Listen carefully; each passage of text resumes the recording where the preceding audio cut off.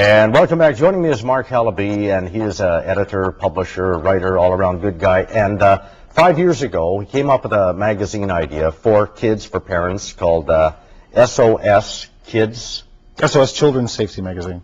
Children's Safety Magazine. Right. And this started in Edmonton. You and your brother came up with the idea. It did. And what was the motivation? Why did you do this? I think mainly in 2002, my son, who was 5 at the time, was struck by a vehicle. Luckily, he's okay. I mean, there was no long-term damage or injury, but he was wearing a helmet. And I remember asking him, I said, well, do you know why you're wearing a helmet, or do you know the importance of it? And I mean, as a child, really, his only response was, well, Mom told me to. So I figured that was of course the main motivation. But secondly is also that, you know, children nowadays are so influenced by what they see, what they read, what they can relate to. So we thought of, coming up with a delivery system that the kids could relate to and enjoy and actually interact with. So that's how we launched the magazine, and that was kind of the motivation behind it. So it started off something as simple as wearing a helmet to protect yourself in the event of an accident. And this would be a 5-year-old who does listen to what Mommy says, to today's teenagers, which don't listen to what Mommy or Daddy say, and some of the issues they find themselves involved in, up to and including, well, crystal meth has been a hot-button issue across the prairies for the last little while. Do you address things like that? We do, yeah. I think when we first started the magazine, I think when you're a new magazine, you're a little bit timid as to what topics you want to cover and what topics you don't.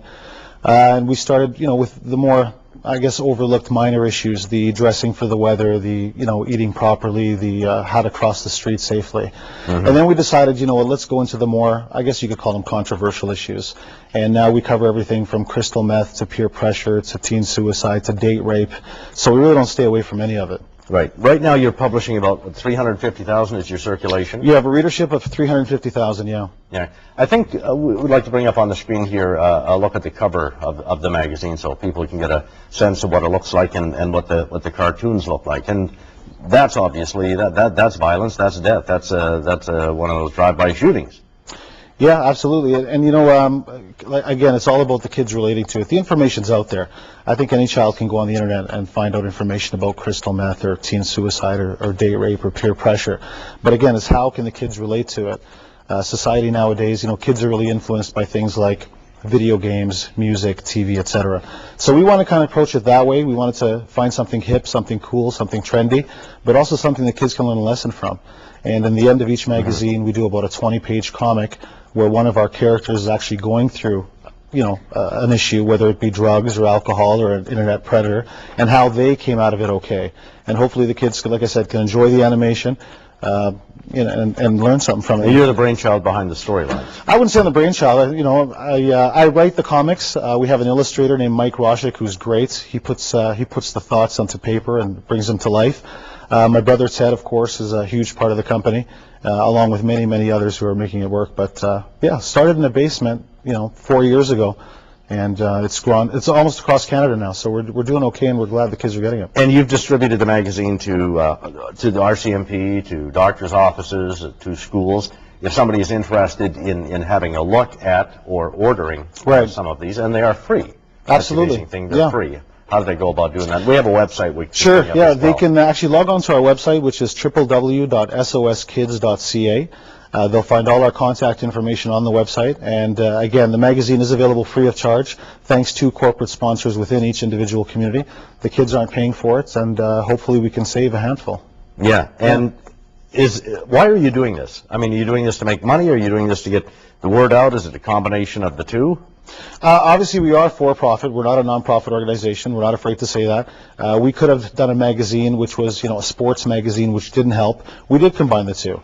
Anyone can put out a magazine and sell advertising. Yeah. We wanted to sell advertising. A majority of the funds do go towards printing, publishing, and distributing the publication.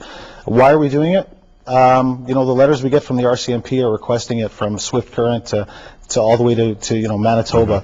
So basically, what we're doing, the reason we're doing it is primary, is to get education out there, get awareness out there, and prevent things from happening. Right, and you've been recognized even by the Premier of Saskatchewan and the Premier of Alberta. And the Premier of Manitoba. Yeah, we received a nice letter from Premier Lauren Calvert commending us on the job we're doing, and the magazine's going out. We also received a letter from former Premier Ralph Klein and also from Premier Gary Dewar.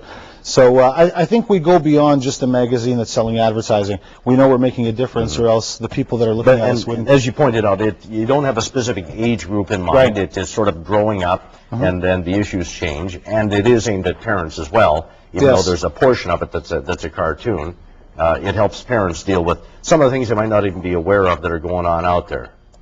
Yeah, I mean, there's, like I said, our demographic is large. We target everything from kids that are 4 and how to say no to strangers, all the way on how parents can watch out for certain habits if their kids are using drugs or getting into trouble.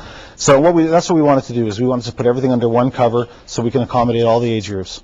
Okay, well, thank you for stopping by and giving Thanks for us the having me. information on the magazine. It was a pleasure, And, thank you. Wish you continued success. Great, thanks so much. All right, stay tuned. The CTV News continues.